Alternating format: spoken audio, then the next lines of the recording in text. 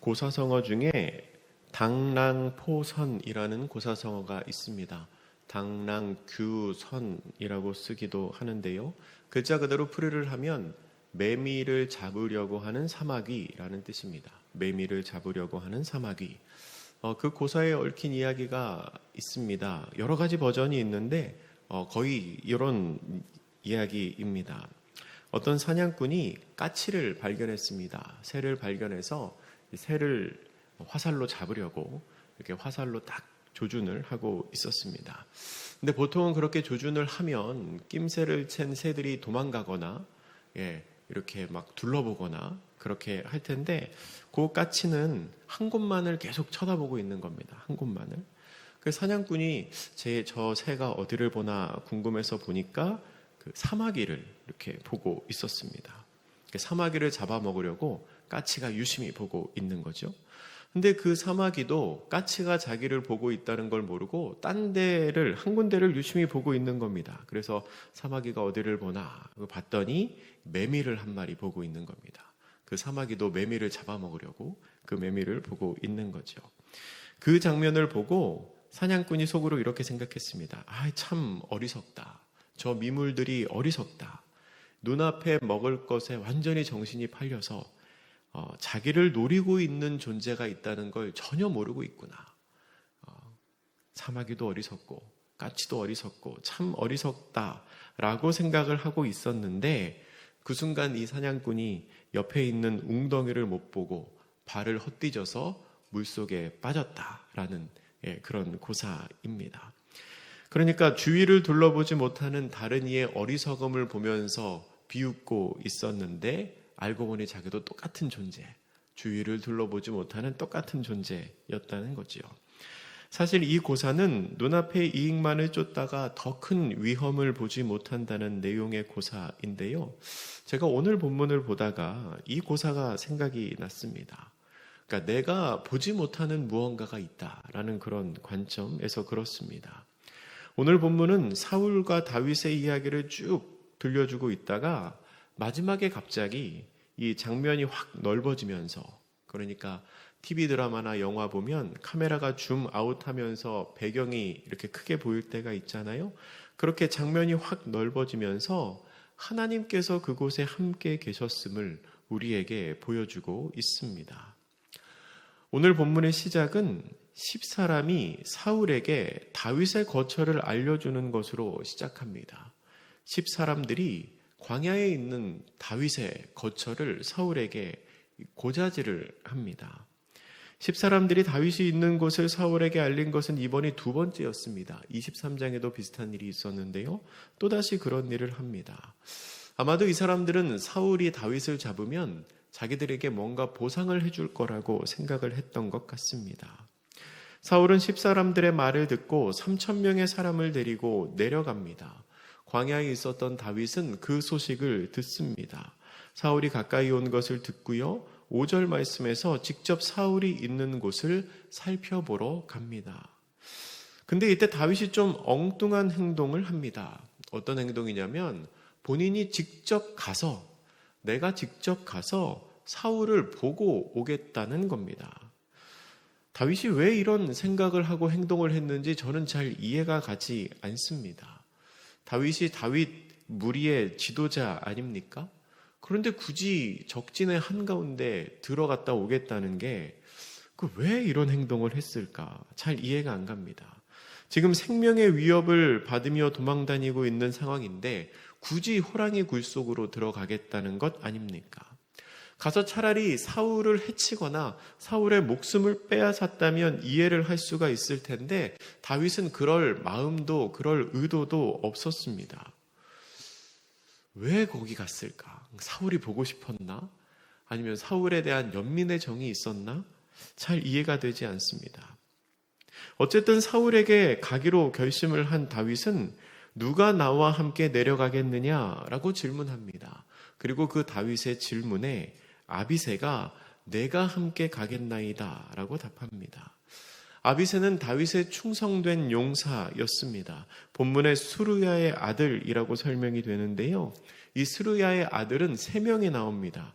요압, 아비새 그리고 아사헬입니다.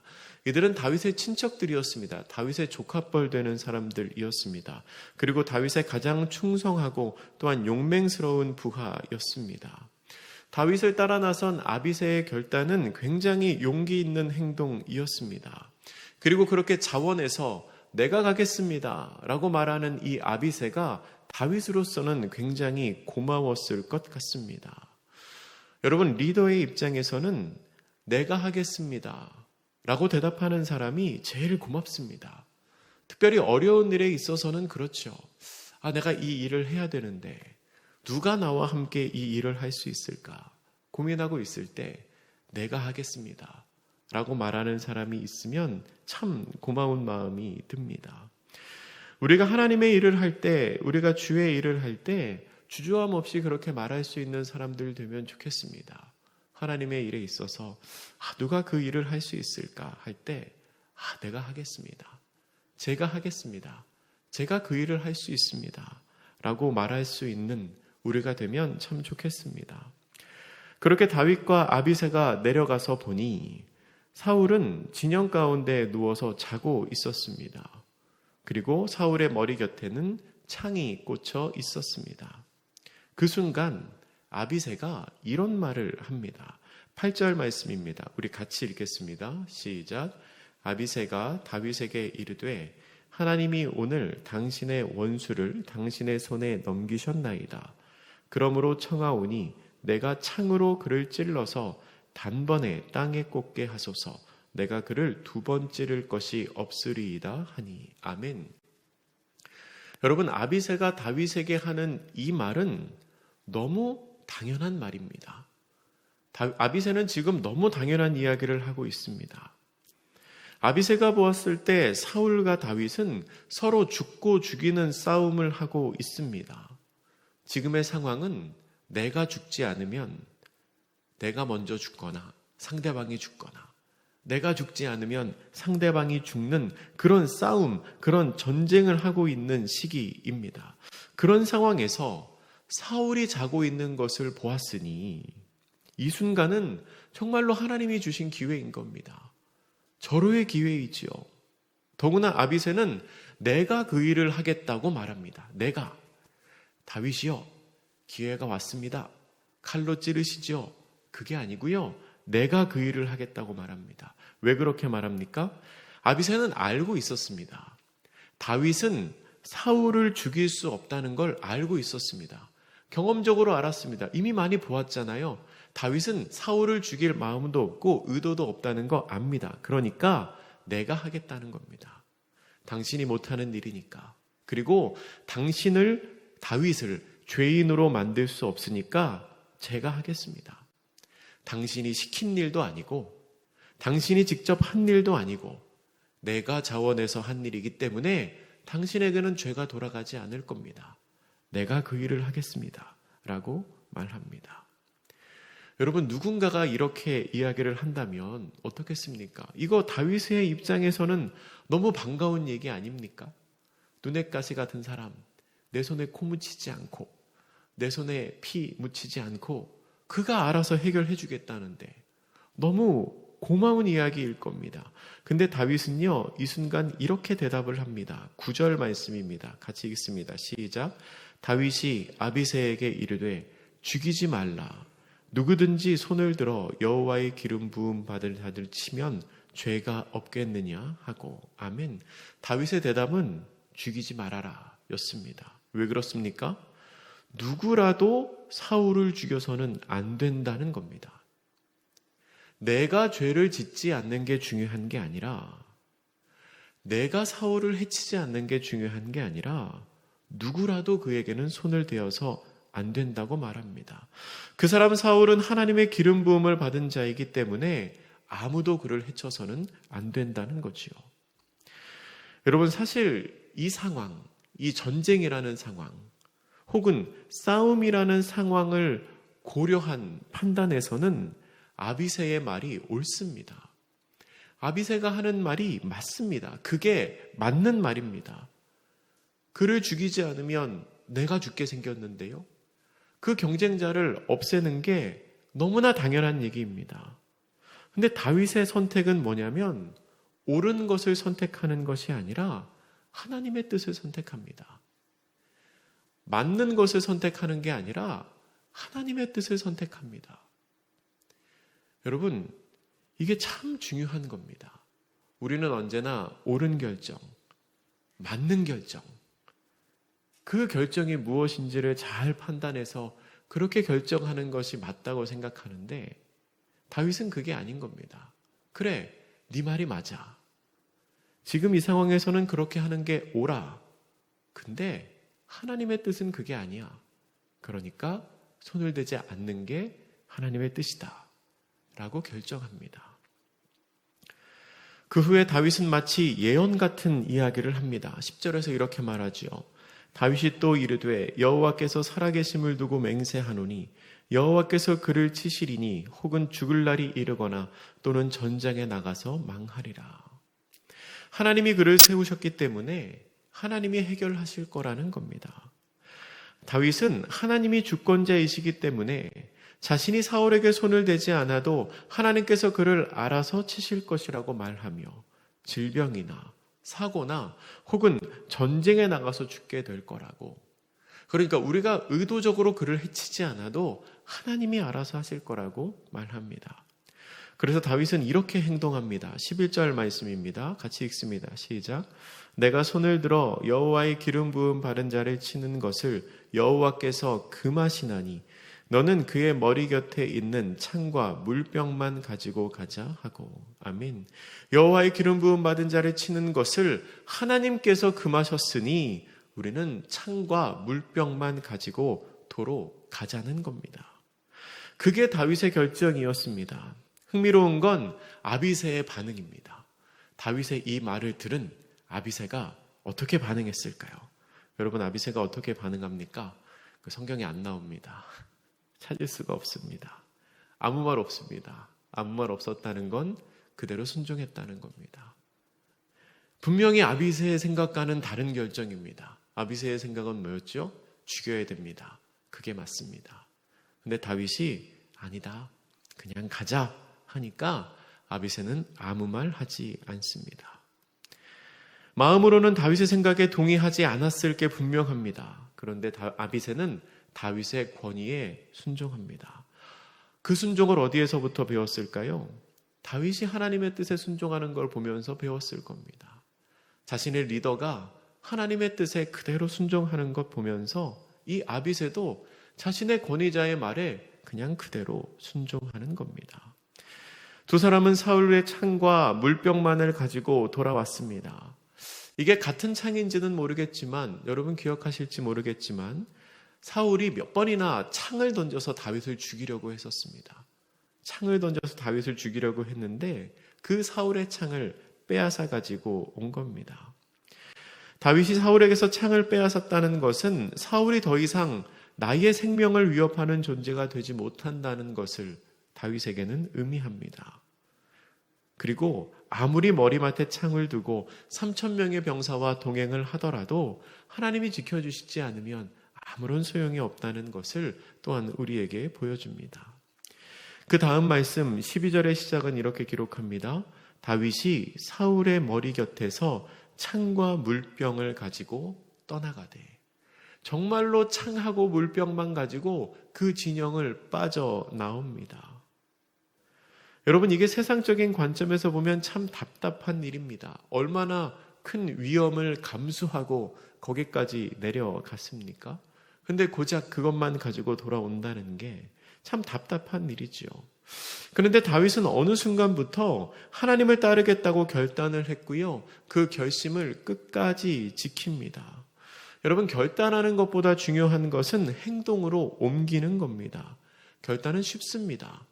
결단이 더 어렵다고 생각하시나요? 아니요, 결단은 쉽습니다. 어려운 건 행동하는 거지요. 결단하는 대로 실천하는 겁니다. 특히나 나에게 선택할 능력이 생겼을 때 처음에 그 약속, 처음에 그 결단을 지키는 건 굉장히 어렵습니다. 예를 들어 이런 거지요. 어떤 취업준비생이 일자리를 구하기 위해 열심히 기도하면서 준비하고 있을 때 이렇게 기도하는 것. 하나님, 저에게 한 달에 1억씩 벌게 하시면 제가 11조 1,000만 원씩 꼬박꼬박 하겠습니다. 기도하는 거 쉽습니다. 그런데 정말 1억씩 벌게 되면 한 달에 꼬박꼬박 1,000만 원 11조 하는 거 그거 만만치 않습니다. 아무 힘이 없을 때 결심하는 거는 쉽습니다. 그런데 실제로 힘이 생기고 나에게 기회가 생겼을 때 실행하는 건 참 어렵습니다.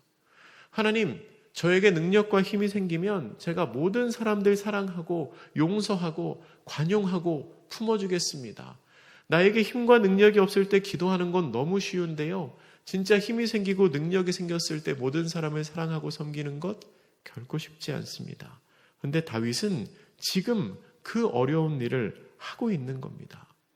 나에게 기회가 왔다고 생각이 됐을 때, 나에게 능력이 있고 결정할 수 있는 권한이 있다고 생각했을 그때에 초심의 결정, 초심의 약속을 잃어버리지 않고 있는 것입니다. 그런데 중요한 것은 그렇게 오늘 본문은 다윗과 사울, 아비새의 모습만을 보여주다가 갑자기 하나님이 등장합니다. 근데 여러분, 갑자기 하나님이 등장하시는데요. 하나님이 갑자기 나타나신 것은 아닙니다. 이게 비슷한 말 같은데 다른 표현입니다. 갑자기 하나님이 등장하셨는데 분명히 하나님이 갑자기 나타나신 게 아닙니다.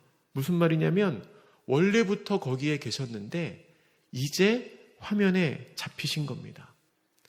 마치 사마귀가 매미를 잡으려고 집중을 하느라고 뒤에 있는 까치를 보지 못하는 것처럼 이 사울과 다윗과 아비새가 이 알콩달콩은 아니고 서로 대화를 주고받고 있느라고 못 봤는데 하나님이 거기에 계셨던 겁니다. 그것을 본문 12절이 어떻게 표현하냐면 이렇게 기록합니다. 12절을 우리 같이 읽겠습니다. 시작. 다윗이 사울의 머리 곁에서 창과 물병을 가지고 떠나가되 아무도 보거나 눈치채지 못하고 깨어있는 사람도 없었으니 이는 여호와께서 그들을 깊이 잠들게 하셨으므로 그들이 다 잠들어 있었기 때문이었더라. 아멘. 다윗이 창과 물병을 가지고 나올 때까지 아무도 눈치챈 사람이 없었습니다. 어떻게 그럴 수 있었습니까? 다윗이 너무나 조심성이 뛰어나서 그랬습니까? 아니요, 그게 아니고요. 하나님이 사람들을 다 잠재우셨기 때문입니다. 다윗도 모르고 아비새도 모르고 사울도 몰랐지만 하나님이 이미 그 상황을 그렇게 만들어 놓으신 겁니다. 하나님이 이미 거기에 계셔서 그들을 다 보고 계셨던 겁니다. 여러분, 우리의 시선이 그렇게 확장되고 나면 그제서야 깨닫게 되는 게 있습니다. 그게 뭐냐면 아비새에게 기회로 보였던 그 순간, 사울의 목숨을 빼앗을 수 있다고 했던 그 순간이지요. 그리고 다윗이 아비새를 만류했던 그 순간이 기회의 순간이 아니고 사실은 시험의 순간이었다는 겁니다. 나에게 유리한 고지를 선점할 수 있는 기회의 순간이 아니고 하나님이 다윗과 아비새를 테스트하고 있는 순간이었다는 겁니다. 하나님 다 알고 계시고 하나님 다 보고 계시고 하나님이 그 자리를 다 이렇게 만들어 놓으셨습니다. 다만 화면에 등장하지 않았던 것뿐이지요. 그리고 그 순간 다윗은 그 테스트를, 그 시험을 훌륭하게 치러냈습니다. 비결이 뭘까요? 그 순간 눈에 보이는 상황 논리로 옳은 것을 선택한 것이 아니라 그 순간 하나님의 뜻을 선택했기 때문입니다. 말씀을 정리합니다.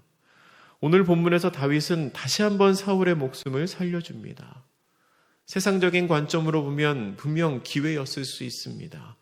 전쟁의 논리로 판단하면 사울을 해치는 것이 맞는 선택이었습니다. 그러나 그때 다윗은 옳은 것이 아니라, 맞는 것이 아니라 하나님의 뜻을 선택합니다. 여러분, 어떤 상황에서든 하나님의 주권을 인정하는 것이 가장 큰 지혜입니다. 세상의 논리를 따라가는 것이 아니라 언제나 하나님이 기뻐하시는 선택을 할 수 있는 복된 성도님들 되시기를 주님의 이름으로 축복합니다. 기도하겠습니다. 사랑의 하나님, 다윗이 사울의 목숨을 한 번 더 살려주는 장면을 우리가 말씀을 통하여 봅니다. 세상의 관점으로 보았을 때는 그때 그를 해치는 것이 지혜로운 행동, 또한 옳은 행동, 맞는 행동일지 모르겠지만 다윗은 하나님을 기억하고 하나님이 기뻐하시는 선택을 하며 그 순간 하나님이 시험하시는 그 시험을 잘 극복한 것을 우리가 봅니다. 우리도 그러한 선택을 할 수 있는 사람들 되기를 원합니다.